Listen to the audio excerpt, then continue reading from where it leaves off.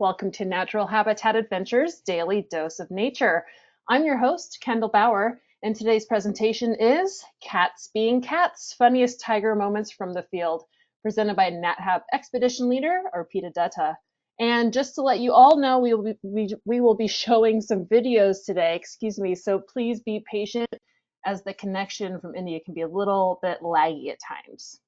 All right, Arpita, it's such a pleasure to have you today. I'm going to hand it over to you. Thank you so much, Kendall, for the introduction, and thank you everyone for joining in today. But I mean, it's always a pleasure to share things, a lot of wildlife stories. But while I was just thinking that what should be my next webinar, and I suddenly was scrolling back to my, my folders, and I found that there are a few stupid pictures of my cat. And definitely, I have taken, I think, thousands of pictures of my cat. And definitely, and the way he used to behave or he used to walk, and suddenly feel like, oh gosh, this can be so relatable, because I believe that many of you might have your cats as your fur baby at your home, and we never stop looking at them, no matter how much they like do this annoying behavior towards us. But yeah, it's always fun. And when we because I do the Grand India, and we do have like one of the best place for your tiger sightings. A lot of times I get a question or things that, oh my god, that's a tiger. Like, when you talk about a tiger, it's you can see the facial expression, it changes. Like, oh wow. I mean, oh my god, that's a tiger. I mean, a lot of different kinds of, expression you come with.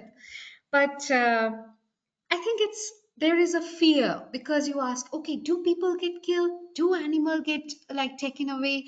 Or do the tiger come out from this place? There are a lot of questions. And definitely these all questions comes, this all question comes because of, I think, it represents the strength, power, and the ferocity.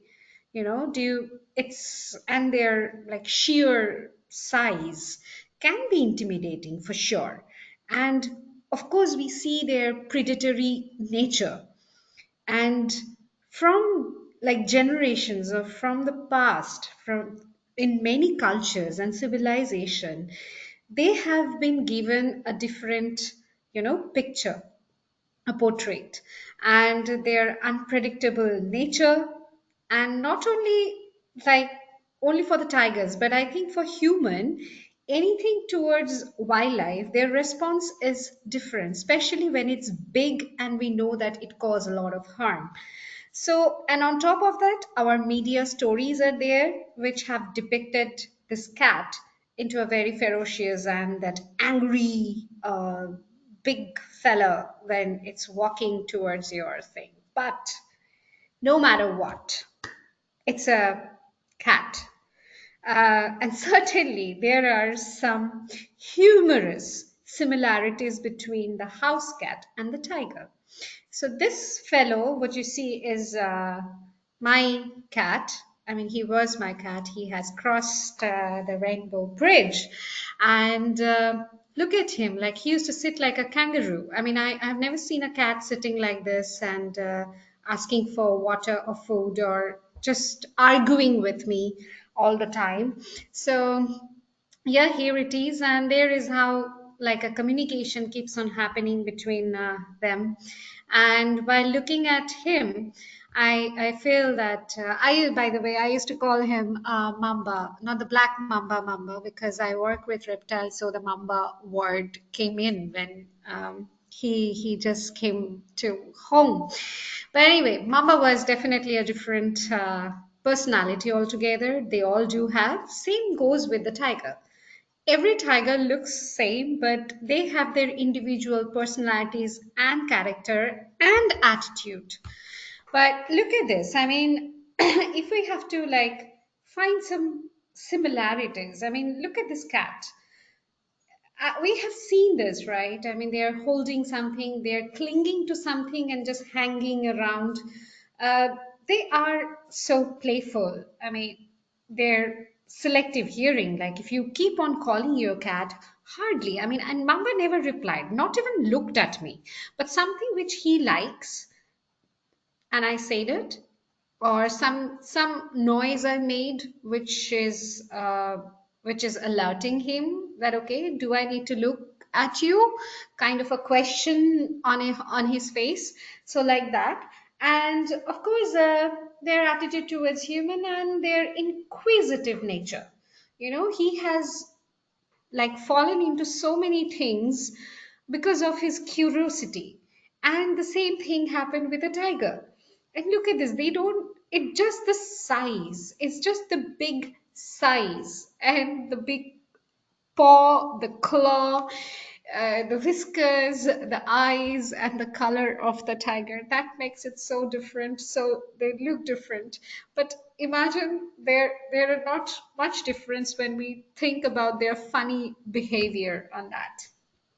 So, and like these are the highlight, I think, not only tiger, but all the, I mean, these are the universal feline traits, like whether it's a house cat on your bed, not really willing to come out of the bed, or if it's a tiger roaming in the wild, they don't bother that who are there behind, just like this one.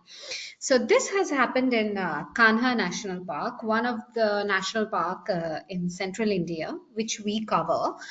And this used to call a kingfisher male. So he used to call kingfisher male because of this. You see over here, right above the eye, there is a flying kingfisher sign. So that's why his name was given the kingfisher male. And he was huge. Like this is the time he was in his prime time. He was 5 or 6 years old at this time. And he was too big that his neck and shoulder was almost the girth was almost like similar. You can see the gypsy, the vehicle here, and this is our vehicle here. And he was been like walking on the road, not even bothered that who are coming behind, what it is happening, and it's just his road, and he needs to walk and take a stroll, do their spray mark and everything and stuff. And it was scary looking because of his size, and sometimes when he was looking or turning back, it definitely gives you a goosebump because it's a tiger. But later, what we have found is what he was doing is on the side of the road. Just look this video. There was a concrete pipe, and this is what he has started doing, like hugging it. Look at this, how it's just brushing its face over it. It's like a kind of a scent marking as well, but look at it. Just see it. And just imagine, okay. Somehow it managed to climb on that pipe. Okay. So, yeah. So this is sorry. Okay, yeah. So this is how a cat could be. Imagine there is no difference. Like, do you find any difference between the house cat and this cat? Like, it got something. Like, they are obsessed with something new, with boxes, with tunnels, with some space, even. Like, how the cat thinks that, okay, I'll fit in this, which is illogical. But even the same thing the tiger does, that it feels like once he tried also to look into that hole, that whether he can get in or not.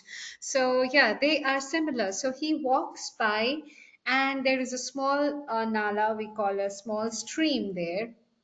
And look at it, it just came in and just sat over there and just started drinking water. So it's nothing like we our presence doesn't bother them, and it should not bother them, which I'll talk about later at the end of their humorous behavior. So this is how they really behave. Like you can see that two siblings, if they stay together, you see them playing, you see them patting each other, you see them like coming or consoling each other. It's very difficult to read that, and they're very unpredictable that what they're gonna do. Some little noise like can work as a splinter, like how the cat suddenly jump. The tiger also do the same thing, and suddenly if it sees something, it can be curious to move behind it, and especially when they are sub-adults or when they are like cubs, slowly getting out of that territory or just roaming around with mother. That makes it more amazing, like when they do that. So yeah, and here another story comes in. So I just said want to help, but oops, messed up, mom. So in Kanha again, there was a tigress called Choti Mada, and she got her male cub.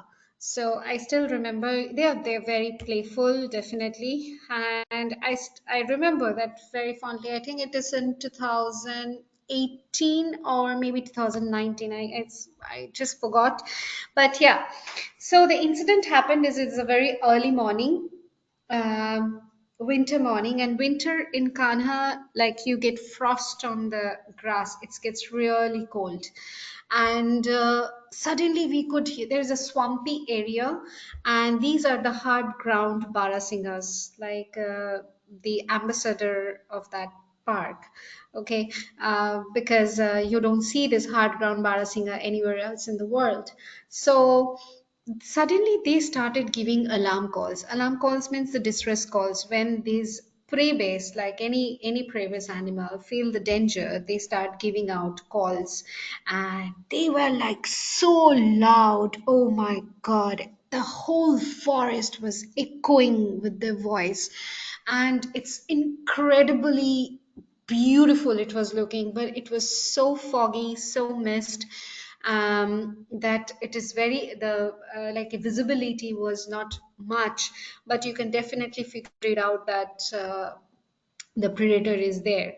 And I somehow couldn't upload the video, and it was so like foggy, and it was taken in a mobile phone, which is not really good. So I'll try to tell you the story. Just close your eyes and imagine that how it should be. You see this huge forest patch behind.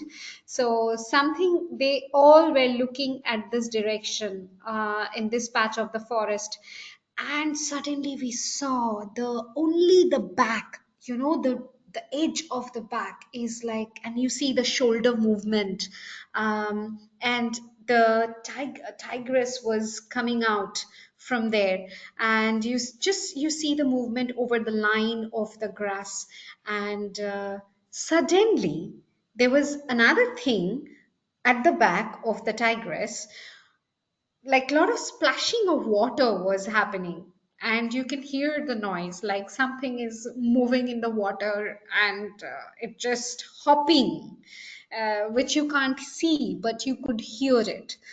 And then realized, and then we saw a tiny little tail, a tip of the tail, and the water swing with the tail. So then only we could see that something is there, and it was the cub, maybe 6 months, 6 7 months old. So generally the tigress bring their cub out, gradually, like bring them along with her when they are going for hunting or or going to some other place.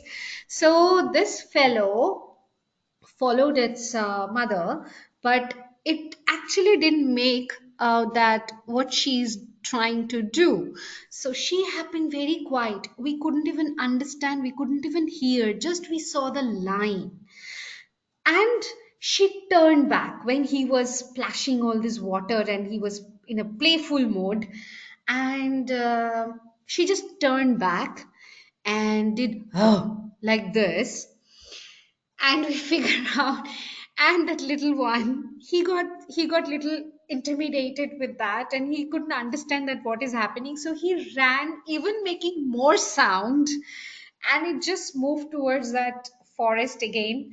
And unfortunately, it was all the deer got to know, so she failed to do her hunt that morning, and she followed the cub back to the bush. Maybe a few hours later, she came out, but the cub went missing. But of course, I think he tried to help or to follow the mom, but it was a mess. So all these things, I mean, even if you don't see it, you can actually imagine how a kitten behave with a mother. Like it's coming, it's dashing, it's bumping into her tail or her back. The same thing happened with this little tiger cub. So yeah, those funny things keeps on happening, and you fell in love with the tiger for not only for the size, not only for the stripes or for its majestic attitude, but also for its cuteness, I believe. And now, of course, I mean, who can sleep like better than tiger or the house cat? Most of the time, they are sleeping. No matter how many time you push them, you go and snuggle, they're least bothered. Maximum they can do is like push you from with their paw that okay, I'm sleeping. So of course, this is the thing, and tiger can sleep almost 18 to 20 hours a day. That's too much. They need a lot of energy, because being the biggest like predator, it needs a lot of energy during their hunt. But at the same time, our house cat, they have to do a lot of things, right? They have to play, they have to watch things through the window, or if they get a fly, they have to kill it. They have to climb into some places where they should not. So they need a lot of sleep, a lot of rest to do their activities uh, during the whole day. So yeah, it's breaking their record. It's really difficult. But yeah, I remember I once slept for 18 hours. I mean, everybody at my house was really worried that what's wrong with me. And it was definitely funny, but I was back from a field. Almost I was awake for 70 hours. So when I got back home, I was dead sleep. But yeah, but still couldn't break their record. But yeah, while sleeping, look at it, how cute they look. The same here with the tiger. Like they are least bothered. Whoever is there, how many vehicles are there, whatever is happening, even the world is turning around, they are sleeping.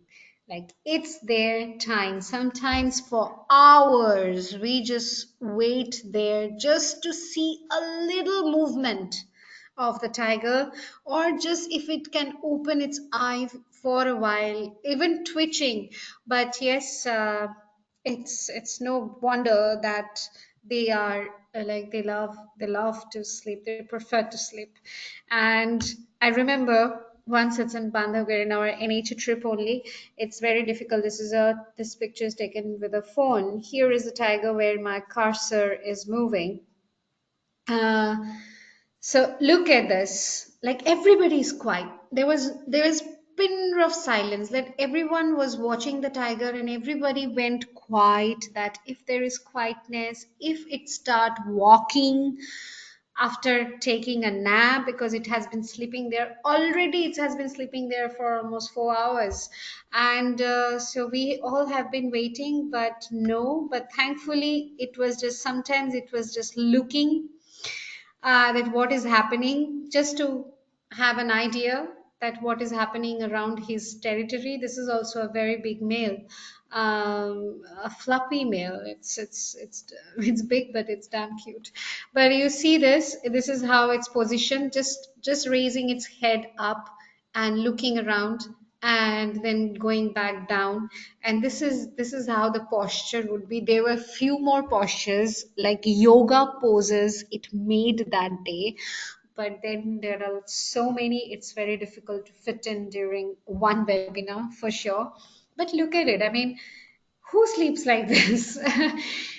It's a tiger. Come on. I mean, you have to have that grace, right? You can't show off all this cute behavior in front of the people. Like, to just change our ideas on that. And this has the same thing. This happens in Kaziranga National Park. This is our third national park where we go for the greater one-horned rhino, the Asian elephant, the otter. And yeah, many more wildlife. Like this is more like the Masai Mara type. Like you move and you see the abundance of wildlife. So this is one of my favorite forests. Rather, I say this is my true love actually. So yeah, there also we got a tiger, which is very difficult to see a tiger in Kaziranga National Park just because of the habitat. But look at this. For this, I clearly remember for 3.5 hours we have been waiting for him to move. But this is the best what he could do is lying down like this, foreleg up, showing its belly, and only when the flies are disturbing it so much, you can only see even either if its tail or its face is moving, and the rest, like for 3.5 hours, he was just like this. Look at this. This is how it's sleeping. I mean, this is even a cat, like it looks like a very cute bear sometimes. If you know how they lie down and put their claw or paw like that to it, and look at its face, like one side. And there were people, I mean, around, and they have been like, of course everyone is waiting for it, but of course, so it's very difficult to break their nap time. I mean, the napping habit is definitely much more cuter. So yeah, with that, so with those very like cute faces, sometimes they make different faces too. So this is not the tiger is laughing, or I find it very like nice, cute.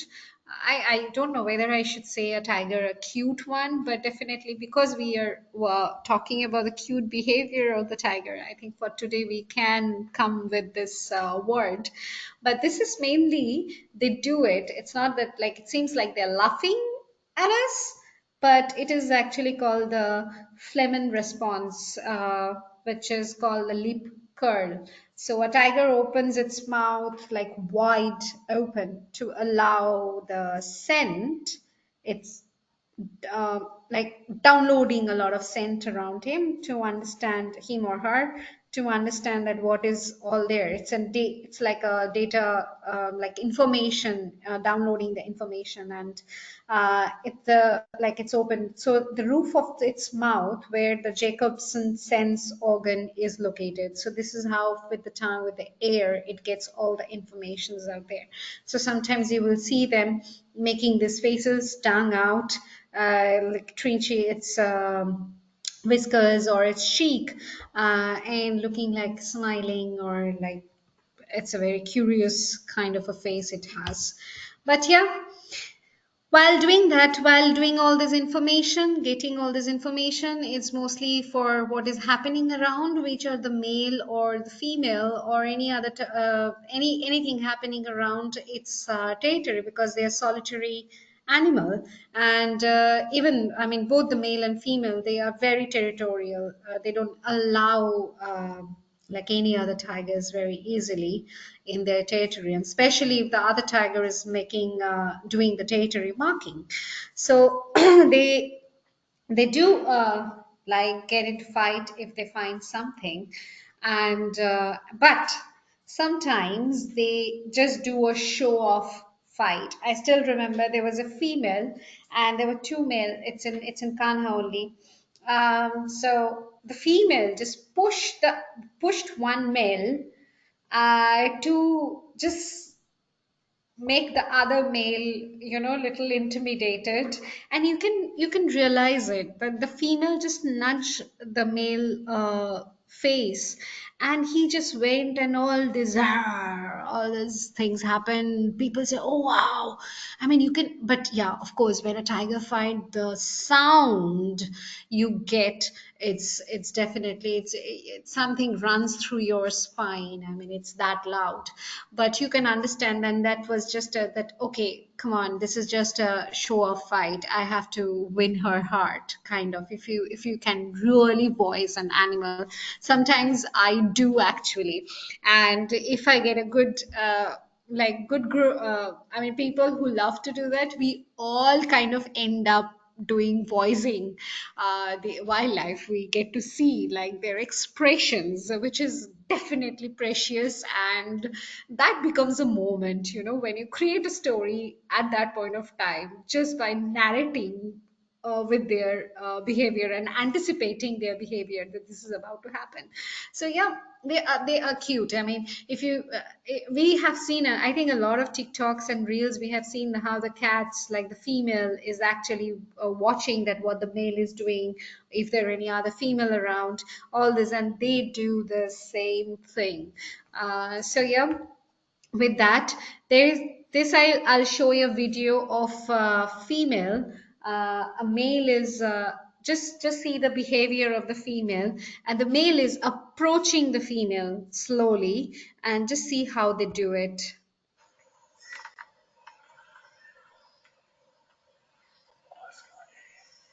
He's so cautious.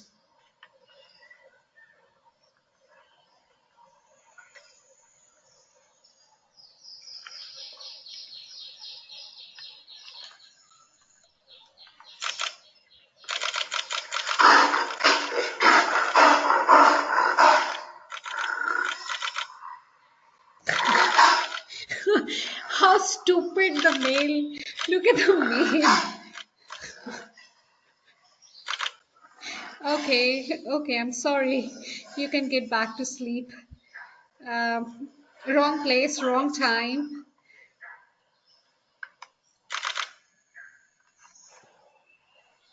Okay, she watches.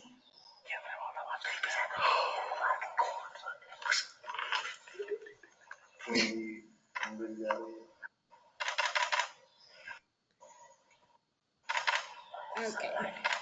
So he just sat and he just waited for her, for his time. I mean, just imagine. I mean, he went he went so cautiously, and exactly how they just touch it, and the way she reacted, and his face, it suddenly got a shock that, okay, is it what I was looking for. And he looks stupid, he looks totally stupid. That, okay, this is an unwanted fight I'm about to take. Yeah, it's better to let her, like, it's best to give her some sleep. I think that goes with everyone, not only with the cat, for us as well. Just when sleeping, no disturbance. But yeah, but they kind of do their regular job, right? The male do their spray mark. You can see how they're like spraying. It's a scent marking. They have to keep their territory or their boundary in their control, and for that they need to do those scrape marking, the scent marking, so that the information can reach to the other animals as well as the other predators around. And it's like a symbol, or it's like a um, I mean, it's like a thing that this is my habitat, this is my home, or this is my own territory. So yeah, no matter how many times he get rejected by the female, lovingly or violently, but they both do this spray mark and scent marking in every way. Throughout, like it's their daily routine. And sometimes when you get rejected by a female, sometimes the trees becomes a hugging pole for the tigers. Yeah, it's cute. I mean, I didn't have the next picture. So he just came out from that water hole and was lying there, and then suddenly it just held up and hugged the tree, just hugged the tree, not even brushing its face to do the scent marking. It was just hugging the tree. I mean, we all are like, we are tree huggers, right? We love like big trees to hug it. It feels amazing. I think it feels the same way too sometimes. Uh, Okay, so this happens in Bandhavgarh, and this is from this season only. So this lady, this female, have now three, four cubs right now, and they're very tiny. So they're kept somewhere. Nobody knows where, but she just come out and been there. And we had a sighting just few minutes back, and only our vehicle was passing through this path, and suddenly we saw that one tigress is sitting right in the middle of the track, and we had to go out because it's very strict about the park timings, like we have to come out, otherwise you can be like for the whole season this driver or the guides can be like like punishable offense, that is. Yeah, so she was there, and we have been like, wow, this is amazing and all. And then we have been watching like our watch and the time, and say that, oh gosh, can you please move, because you can't like disturb the wildlife, right? So we have taken the picture that this is the road block we had, but still, I mean, come on, you move. But she was so adamant, she didn't move. And we have been standing there just watching her, like just taking these flies off from her face, and moving, keeping her head on her arm, and lying down there. But unless one time she felt that I have to get up, is she got up and she walked on the road. She was not leaving the track. At once she left the track is to pee and poop. So no matter how lazy they are, they have to get up and do the same thing. The tigers do it in the open like this, and she just did it, and she was back on the track. Even see how the cats, like sometimes, I know sometimes Mamba used to get like constipation, and he used to try a lot to poop. And I mean, we used to like see it that, okay, try buddy, you can do it. I think those are the funny moments you can remember, even while watching a tiger, that sometimes you see them, they are putting the pressure that, okay, something has to come out. But definitely these are all funny things what you can get see. But thankfully she took a little more time on the side to answer her nature call, so we got a time to just pass by her. So yeah, with this, let's come back to Kanha again. I am so much looking forward to meet this lady again. Right now, the national parks are closed because of monsoon. From October, mid-October, we would start our season again, and I'm like, every day I'm thinking, oh gosh, she's growing up fast, oh gosh, she's growing up fast, what she must be doing now. I hope she remains in this territory, so that, I mean, in the tourism zone, so that I get to meet her, because she's a sub adult. And being a sub-adult female, why I really want to meet her is she's amazing. Like, she already has that authoritative moves, attitude, her thoughts, everything. Like, she is behaving like an adult tigress, and her calculations, her walking, her ignoring things, it's absolutely stunning. Like, she has really impressed, I think, all of us this season with her behavior. But of course, she's a sub-adult, and she can do goof up as well. So look at her. I mean, she looks like a big tigress, and look at her eyes. So this is a clip um, from a situation, like she was on a hunt, like she was targeting a big stag, a spotted deer stag. And it was too big for her to really hunt down, but she was getting for it. So here are the few videos of it. So our vehicle is standing right in front of it. Okay, look at how she's walking. Look at the shoulder.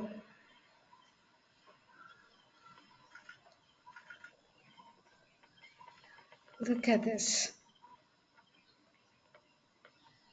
It is a small dried dench out there, so she's moving through it, and it goes like long there where the deer was standing.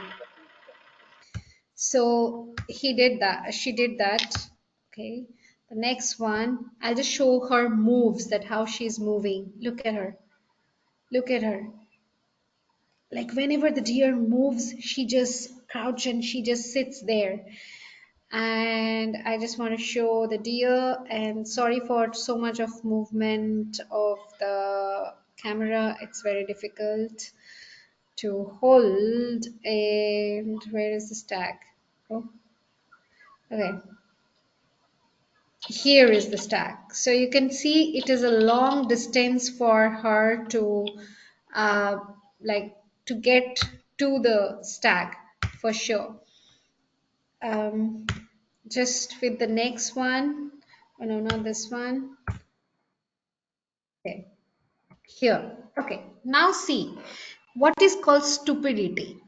So here, till here, she was close. She was close to her kill, right? What she has been targeting, and this whole thing took almost 1.5 hours. So being a sub adult with this amount of patience is incredible. Look at it. Here is the stack. Stack would see her, right? The stack could see some movement and stuff, and here she is sitting right here. Look at the position she has made. We have been thinking, okay, maybe a little more the stag will turn that side, and again she will start going. And now, so cat thing, look at her tail. Just watch her tail. She started twitching her tail. Like, have you seen that while before the cat taking a jump or it's targeting something, it just move its tail? A lot of tail story happens with the tail, and but because it's a sub adult, she didn't have the calculation that from there it cannot jump that long where the stag was. So you could hear that there was a langur alarm call happened. So the deer got alert, and she found that okay, it's a failure. So okay, it's she tried for a long time, and it's like peak summer. Uh, she was like into, but just hold on. This got oops.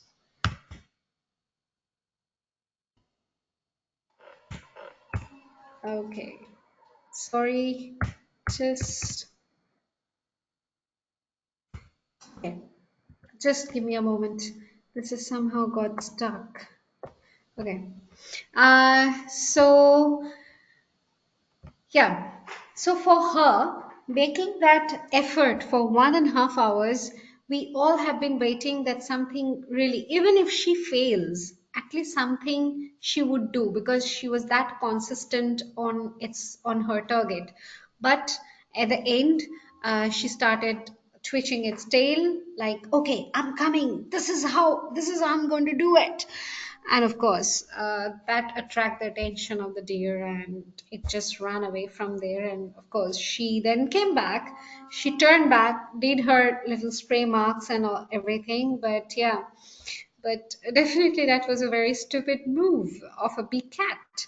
Um, so yeah, and with the same lady, and with her brother, they really had a job, like from the last season till this season. I don't know about what is coming with our next season from October, how we are going to see this too.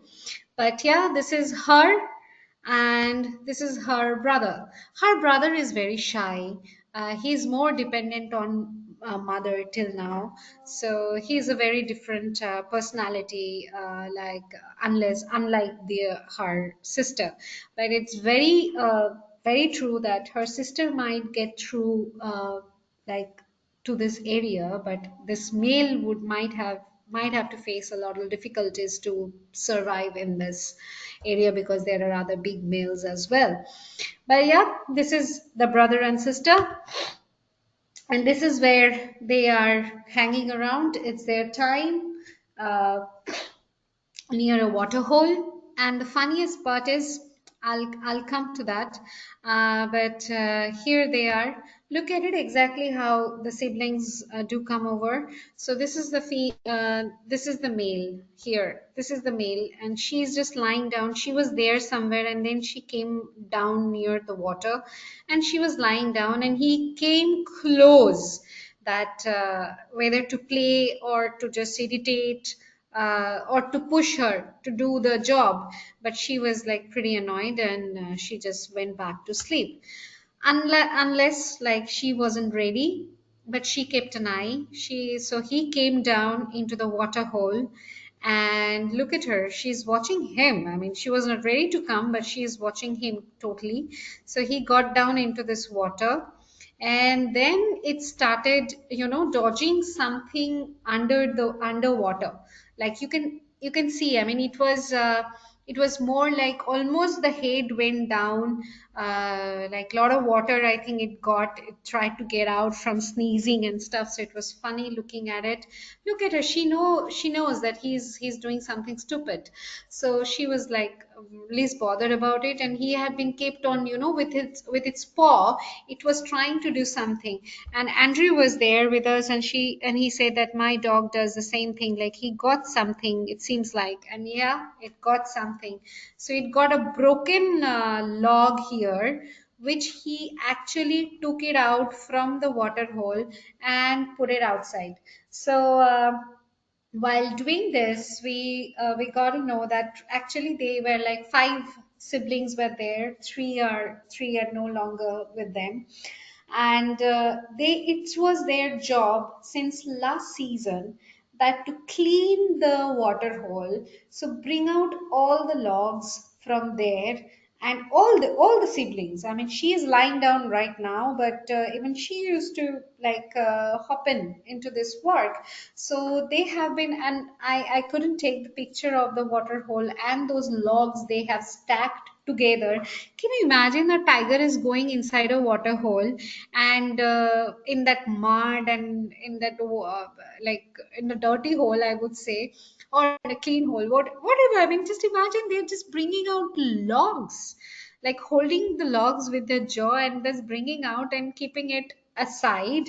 And if any time you come, because in the national parks everything remains like that, so in any, like in this season or next season, if you like come, then you must see this water hole. You would see a lot of stacked wood like there around the edge of the water hole, because it's their job, and they do it in the afternoon. So it's like a daily routine. So for the last season, till this season was little less because they have grown up, but till the last season it was like a daily thing in the afternoon safari, that everyone used to come there and see them, that they are taking out all the logs. It's like a, it seems like they have been paid. They get paid for this job, and as usual they're least bothered what they're doing or what people are thinking. But it's so funny to look them doing all these stupid things.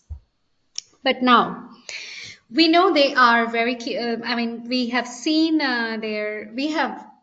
we have heard their ferocious side of it, and we somehow know that there are some cute behavior, the humorous behavior of the tiger as well, and they do act like a house cat, and they are adorable at times. I mean, seriously, you can just fall in love with that silly cat behavior of what tiger shows.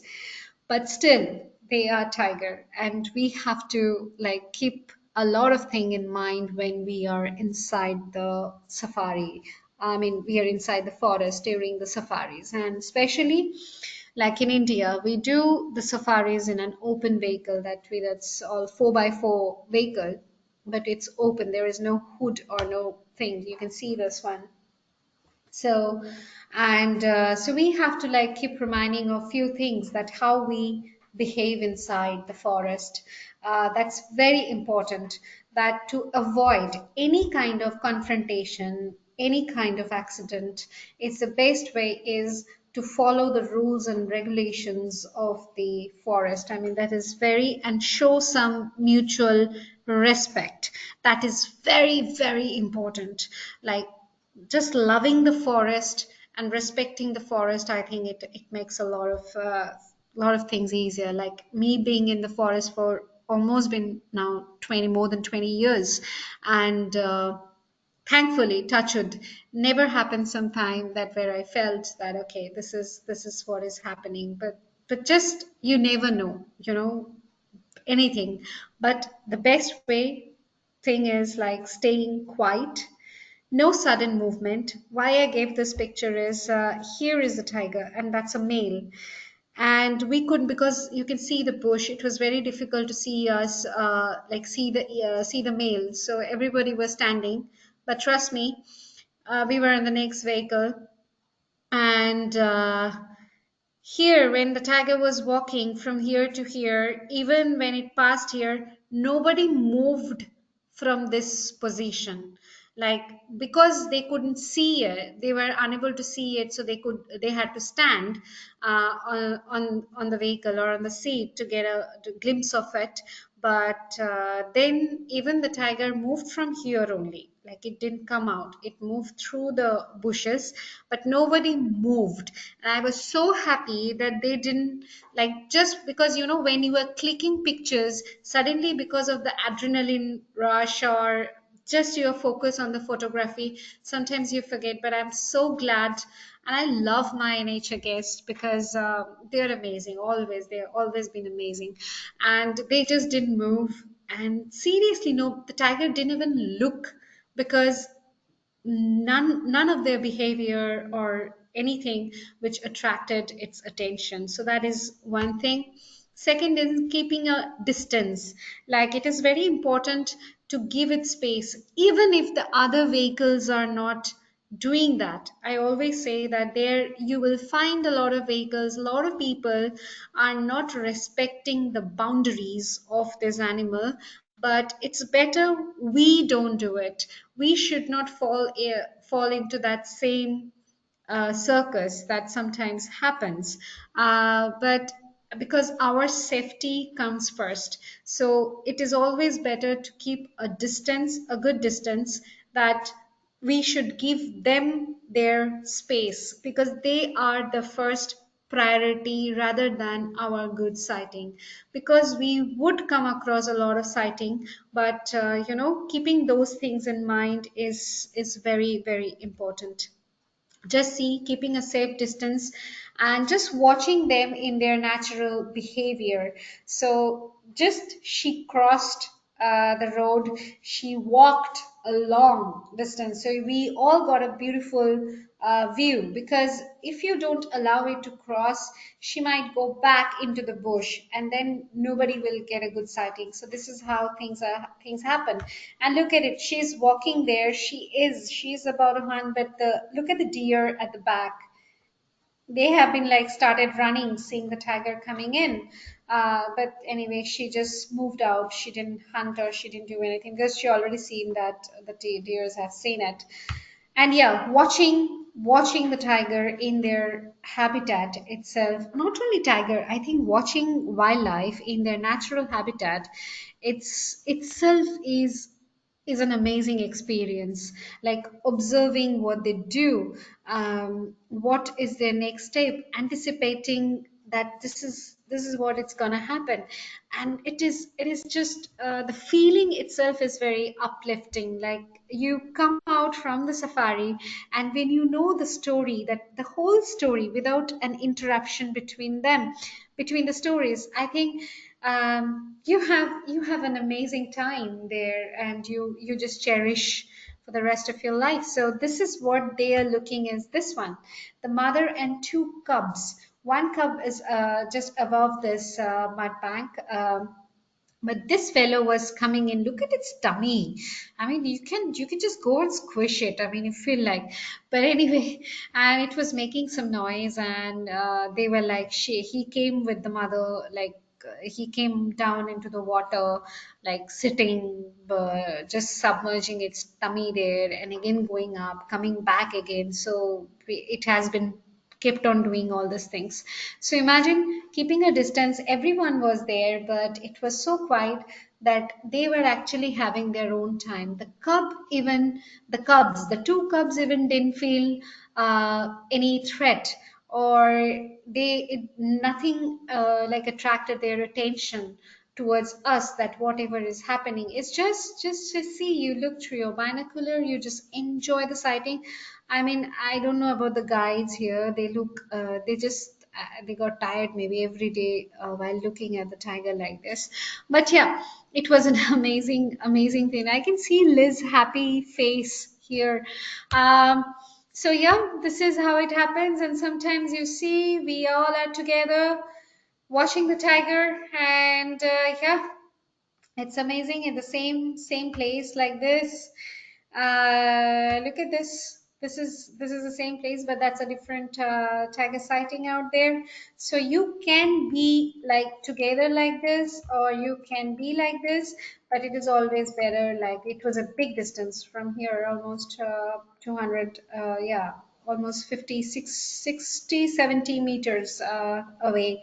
It was there, and this is how it was lying down in the water. It came out, it walked, it then lying down, it shake its body, and you can see like all the water is coming out with like sprinkling around. Oh my gosh, what a beautiful sighting it was.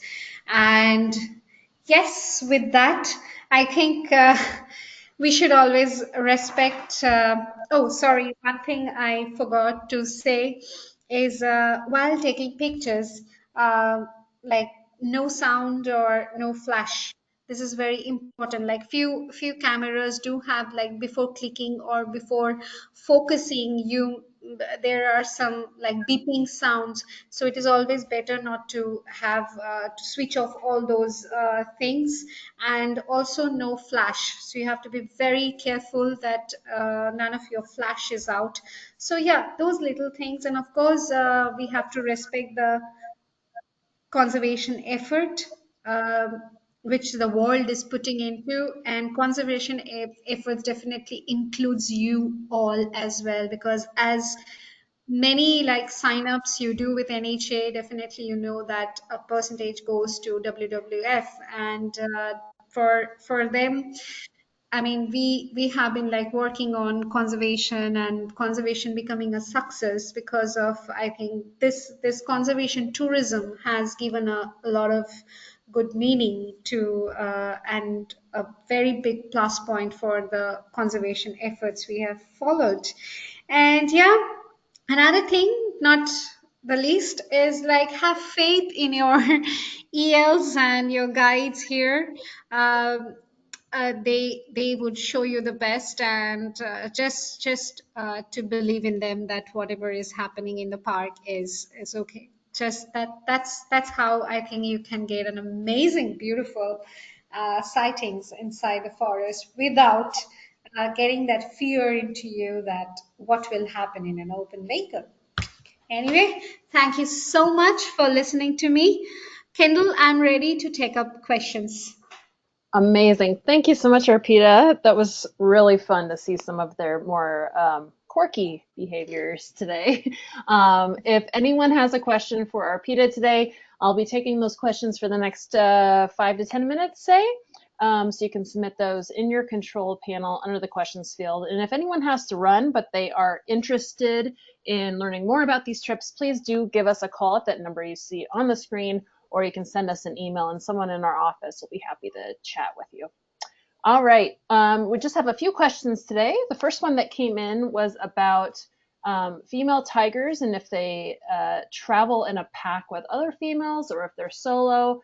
And I guess the same question applies to male tigers. So no, the tigers are solitary animals. They are solitary predators. They don't walk in a pack. So yeah, they hunt alone. They stay alone. They raise their babies alone. And even they are so territorial that even the if the tigress, like the subadult tigress I have just talked about, she can give a good fight to her mother to take over her mother's territory, and they won't come together uh, like often. So this is how the tigers are. Like they are solid. They are alone. Hmm. That's wrong. Absolutely. So another question was about tracking collars. Someone who's watching didn't see any in any of the videos or photos you showed today, so they were just wondering if any of the parks do use tracking collars on the tigers. No. So we don't use any GPS chip or any tracking collars for tigers. All are open, and only if we have to, like do some study on a particular tiger or a tigress, we put radio collars to get their movement and to keep an eye on it. So unless we don't use any tracking collars. The final two questions we have are about the vehicles. So one question is about having multiple vehicles near the tigers and how the tigers react to that. Can you talk about those interactions a bit? Yeah, sure. So all the parks have like rules, like each and every vehicle, when there is a sighting happening, sometimes they come together, but and the vehicles have like the guide, the park guide would have the GPS, and it has been tracked by the forest department out there. So you can't stand there for more than 10 to 15 minutes. Like you have to move and you have to leave the space for the next vehicle. But imagine like when all are together, they are standing. So gradually after 10-15 minutes, they have to move or move up and down and however, so the crowd is not there for a long time.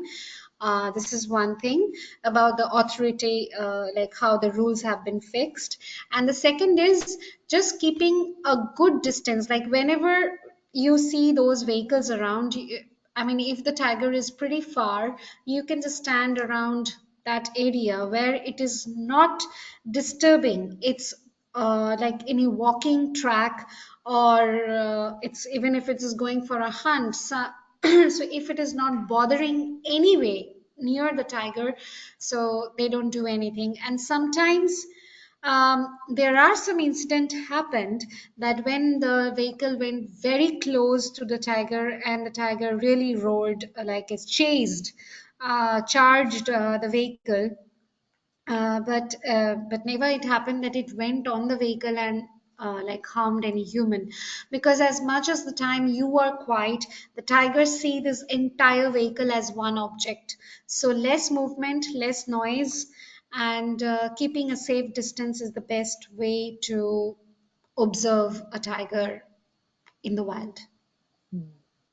And that's a really good segue to the final question we have. If a tiger does charge a vehicle, what protections do you have in place? So you just reverse your vehicle. Simple as that. No, but Kendall, actually, this is difficult because Mhm. you know what? I mean, because everybody who is in the park who has been working, suppose even when we are there, the guides are there. We have been like there inside the park, understanding the animal behavior. Though I'm not saying it's 100%, but at least 70 to 80% you can understand that what it is trying. They actually animals give you a lot of hint before anything happens, and that's the reason why the best thing for us, the first and foremost thing, is the safety rules. Like you maintain that kind of a distance for which you can take a call and change your position. This is it. And it happens like it never happened because we always keep a distance, no matter who all are in the park is doing what. Our vehicles always follow the rules, and we keep a distance, so that everything is safe and you enjoy this thing. So we don't carry guns and all in the park, like inside the park. That we are not allowed to do that. But this is the thing, like we keep a distance, and we try to anticipate the behavior pattern of the animal, and that really helps us to take a call that what we should do now. Mhm. Yeah, I often think about it as when I used to walk my dog and I would know what his triggers were or what he was afraid Yes. of, and I could anticipate things coming before it happened. And seeing you guys in the field and working, you're always analyzing what's in front of you and anticipating your next move. So, yep. Right. Yeah. All right. Well, that was the final question today. Thank you so much, Arpita. This was a really fun one to view with you today. I'm going to hand it back over to you for any closing comments you'd like to make. Yeah, thank you, Kendall. And thank you, everyone, for joining in again. And thank you for asking questions. I love to answer them. I mean, it's always fun to know that what you are thinking, and it is always good to like reply. And I hope to see you soon someday in our national parks watching tiger together. They're like good behavior as well as some silly behaviors together, and sometimes we can voice them to make it more funny. So have a great day and see you soon. Take care. Bye. Thanks again, Arpita, and my thanks as well to everyone who joined us today. Be sure to tune in next week for our next daily dose of nature. I will have next week's lineup, including registration links, on our website at nathab.com/webinars in just a little bit. We did record today's presentation, and we'll have the replay available on our website soon. And with that, I will conclude the webinar. Goodbye, everybody. Have a great weekend.